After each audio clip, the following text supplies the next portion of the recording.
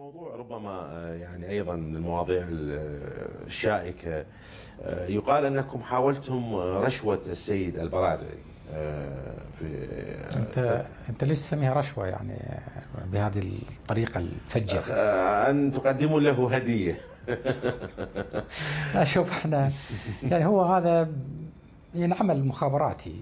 نعم. وشغل المخابرات يعني 90% 95% منه هو خارج اطار القانون. نعم. في كل مخابرات العالم. نعم. اما اذا تريد تطبق القانون فانت ما راح تقدر تشتغل مخابرات. نعم.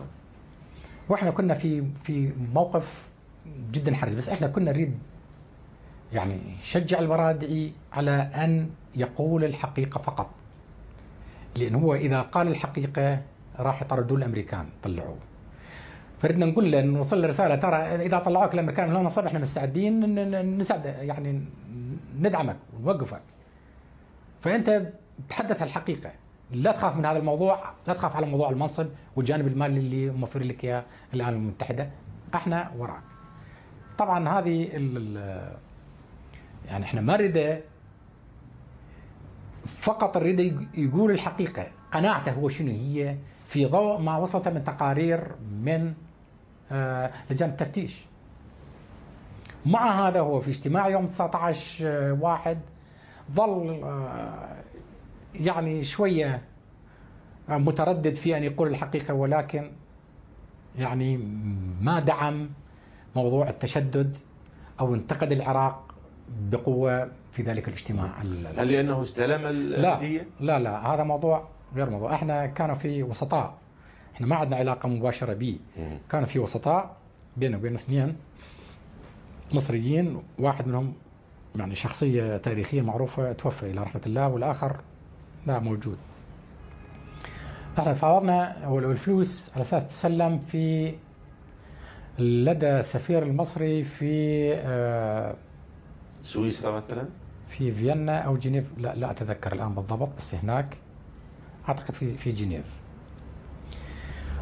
والفلوس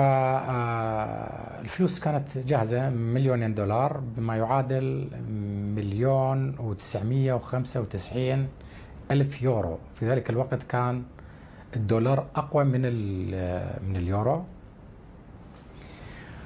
وانا كانت عندي فيزا جاهزه شنغن، واعتقد في فيينا وليس في سويسرا، لانه سويسرا ما مشموله بالشنغن. عندي فيزا مال فيينا، السفير المصري في فيينا، والوسيط موجود في واتفقنا معاه انه يعني خلاص الفلوس جاهزه وراح يطلع شخص يوصلها، بس احنا يعني الشخص اللي وصلها لازم يعني نتحدث، نقول انه ترى هذه على الاقل رساله احنا نريد نوصلها في الاخ البرادعي.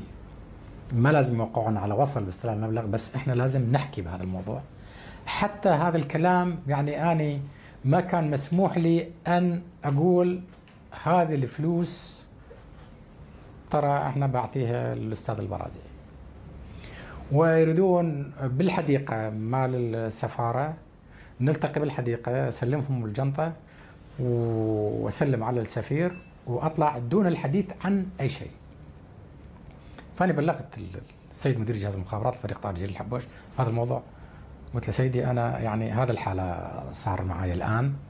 قال احنا ما اتفقنا هيك معاه، اتفقنا انه يصير كلام، يصير توقيع، يصير.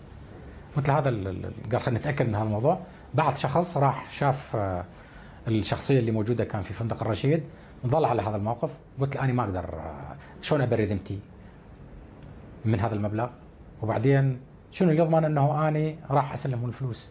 او شنو اللي يضمن انه راح يقولون لا والله ما انطانا، هذا طلعت الجنطه فارغه؟ قال لي حقك انت بهذا الموضوع. فالغي الموضوع، لانه احنا كنا نريد نسلمه قبل اجتماع يوم 19. حازم كان اجتماع حاسم، نعم. تجاوز هذا الموضوع 19، احنا هم غلسنا على الموضوع، ما انطانا الفلوس.